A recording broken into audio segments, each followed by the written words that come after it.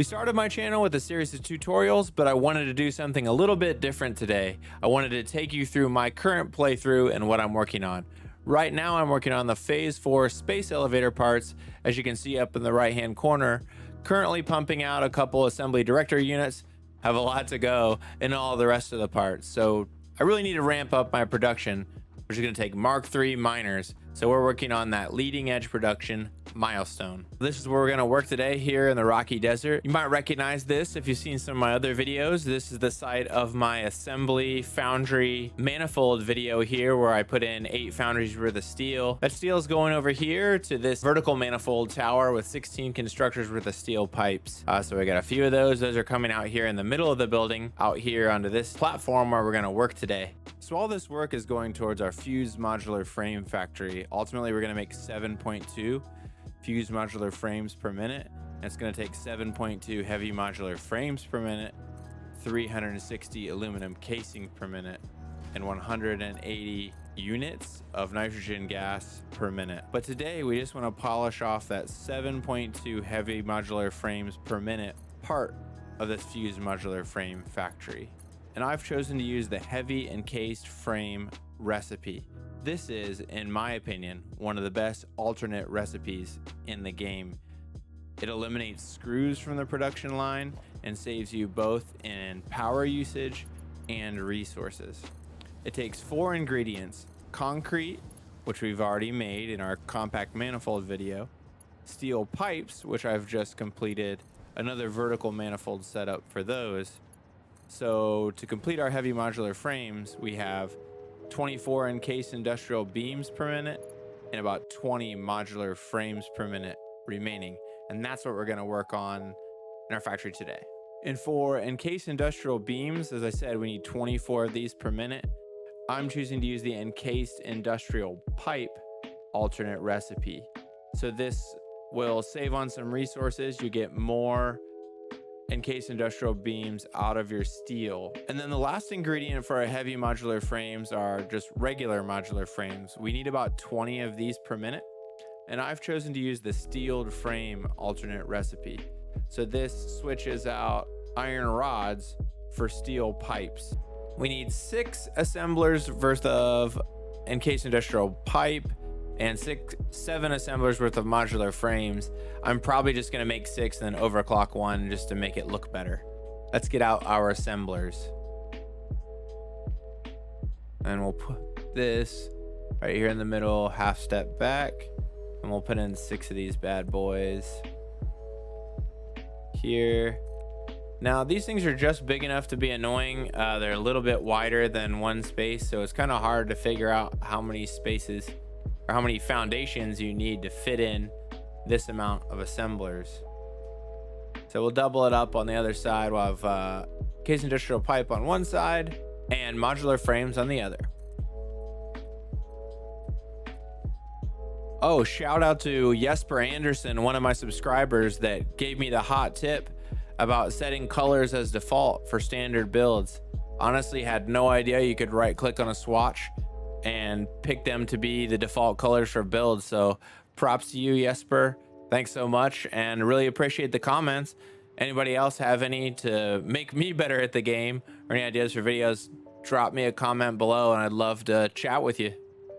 So let's get back to building. So we'll put steel pipes right down the middle here, reinforced iron plates on one side, concrete on the other side. I really dislike the flickering, the clipping. I'm not a huge fan. If you ever try to do a curved build, which I tried once, I just can't deal with all the clipping and flickering. So I've actually never built anything that's curved. This is just a pillar in a normal build. It just happens to be the same height as that floor, and it does that. I'm not particularly excited about it. So we've brought our concrete from our very cool looking concrete factory over there. All that is for concrete, maybe a little overkill, but that's okay. We bring it down here onto the glass floor, right underneath here, into this little tower on the side, along with some reinforced iron plates. That's what we're gonna get out of these outputs right here. We'll put in our little lifts. So let's get this reinforced iron plate overflow manifold going on these 6 machines here. So we'll get our splitter, make sure we get the input going the right way. This is looking pretty tight, this build. Tight as in, well, it's so tight, bro. But pretty tight as in there's not a lot of room for this build, which is okay. You know, I try to make my builds fit what I'm making, and ultimately you're making heavy modular frames. The manufacturing area should look kind of equally heavy, I guess. You don't really need to hide everything and make it look smooth for something like heavy modular frames. I kind of like to have it out and look extra industrial. I like zipping belts around. I just like the sound. I just like the feeling of when they crisply snap together. I don't like it when you make builds where there's conveyor lifts in the way like this and they don't crisply snap together, but that's all right. But I love building in this game. That's kind of the point. It's a building game, and some people are, you know, love to try to make it as efficient as possible. You know, people will drop me a couple comments and be like, hey, why don't you do it this way? It might be a couple seconds faster or something like that. And I just don't really mind taking a little bit of extra time to build because I like building in this game. It's fun. So trying to make it as fast as possible and just like getting it over with, something that's fun, and I don't really like that. So I'll normally try to take a bit of time but if I'm a little less than efficient while I'm building, that's okay. You know, we don't have to be perfect. Some people are in this game. You'll find videos out there, Stin Archie type of stuff, where it's just incredible. But for me, just like to make it look mildly cool in a pretty efficient way, but it doesn't have to be perfect.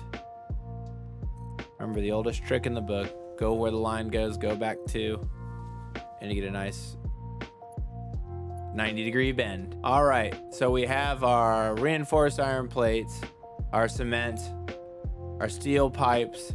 So we're ready to go to make these 2 inputs to our heavy modular frames: encased industrial pipe and modular frames using the steeled frame recipe. So I'll put on our recipes here. On this side is going to be our steeled frame. Then on this side, we're going to use our encased industrial beams, but we're using the encased industrial pipe alternate recipes. And now we need to do something about power. And I can slap some power poles up, but nah, I'm not really into that. I like to hide my power a little bit. I think the look of organized hanging wires is pretty cool.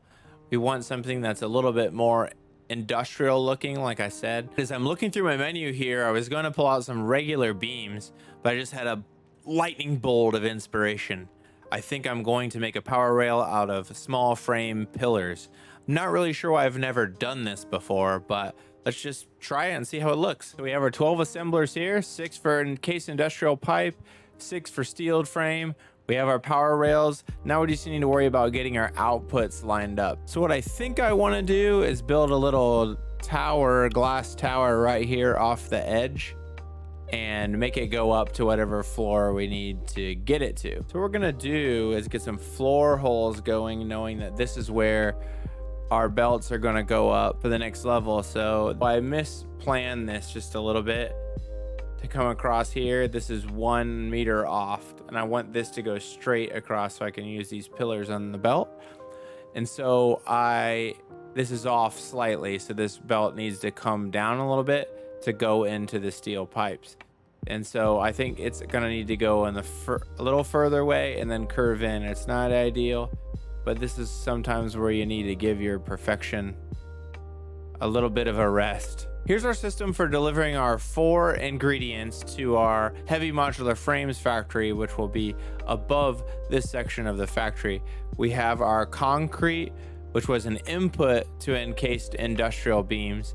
That's coming out through the end of this manifold and will overflow up the lift and into this lift up to the next floor and eventually into our heavy modular frames. We also have the steel pipes, which are all made right here.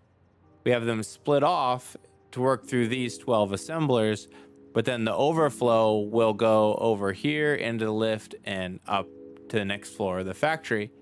We have the 2 outputs in the machines that we just made. This is our encased industrial beams will go in down here, and then our modular frames will come in up there and go through this little glass part elevator. This is a pretty cool way to use the floor holes. You can fit 4.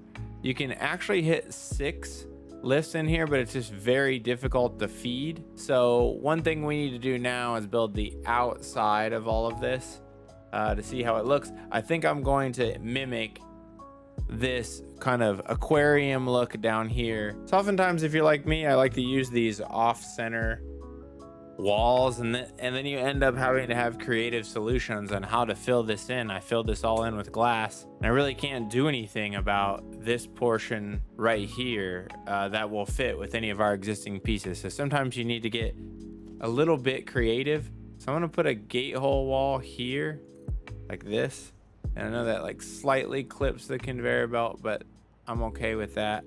And then for this half, I'm going to use the big frame pillar to fill in here. So sometimes that ends up making it look better, which I think this does.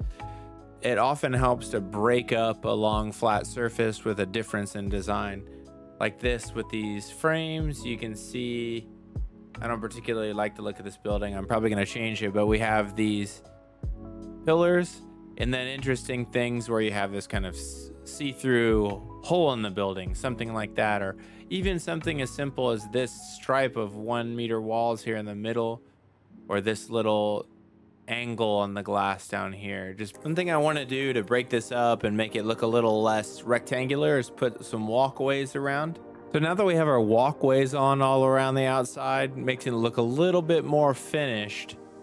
We're gonna work on some lighting on the inside and then get the power hooked up and we'll be good to go. We have our machine set up, our power set up. We have the exterior working pretty well, and all we really have left to do is set up the power, my favorite part. So let's do it. 3, 2, 1, bang. There we go, pumping out the encased industrial beams and the modular frames. We'll see them flowing out here in a second. One thing I need to do is toggle my light control onto its color. It's still on its clear light, so let's go and do that. I'm gonna have a separate video on how to work the light control panel. So sometimes you have it hooked up, tell it to be blue, and it's white. And then all you need to do is flip the button back and forth, and now you have blue. That's 24 encased industrial beams per minute and 19.5 modular frames per minute, which will ultimately lead to 7.2 heavy modular frames per minute. Hope you enjoyed the video today, guys. I'm DrLootCrate. Drop me a like, it helps get more eyes on our channel. And if you want to see more content like this, please subscribe to my channel, turn on some notifications so you can catch my videos right when they get out. So really appreciate the feedback and the comments I'm getting so far, and would love to see more on this video and how you like this more let's play walkthrough style of video. So thanks for joining me today, and stay stoked out there. Bye bye.